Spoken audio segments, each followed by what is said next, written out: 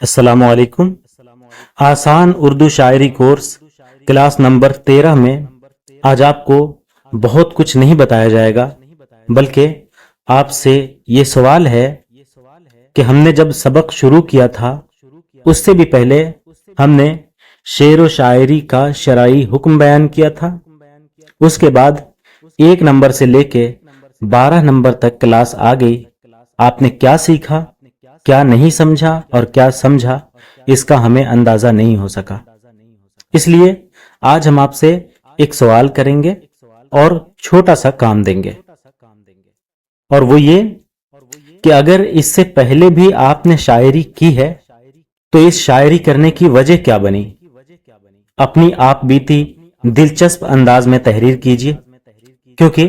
ایک شاعر کے لیے نظم سے پہلے نثر میں ماہر ہونا ضروری ہے۔ اور اگر آپ نے کچھ بھی نہیں سمجھا ابھی تک تو پہلی کلاس سے لے کر یا اس سے پہلے جو شعر و شاعری کا شرعی حکم بیان کیا گیا وہاں سے لے کر 12ویں سبق تک دیکھیں تو انشاءاللہ تعالی آپ کو سمجھ میں آ جائے گا، اور اس کے بعد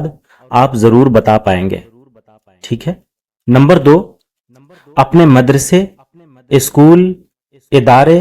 یا شہر کی تعریف میں 7 اشعار پر مشتمل ایک چھوٹی سی نظم بحر متدارک یا بحر متقارب میں لکھیے، یعنی اس کا وزن فاعل فاعل فاعل فاعل ہو یا پھر فعول فعول فعول فعول ہو۔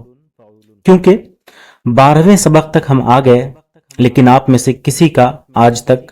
کوئی بھی کمنٹ نہیں آیا کہ آپ نے کیا سمجھا اور کیا سیکھا۔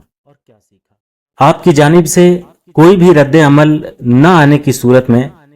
ہمیں ایسا محسوس ہوتا ہے کہ ہم نے یہ سلسلہ بیکار شروع کیا۔ اگر آپ اس سلسلے کو جاری رکھنا چاہتے ہیں تو اپنی رائے ضرور دیجیے، ورنہ پہلے جس طرح بند کیا گیا تھا پھر اس کے بعد شروع کیا گیا، انشاءاللہ اس بار بھی بند کر دیا جائے گا اس سلسلے کو، اور پھر شروع نہیں کیا جائے گا۔ السلام علیکم۔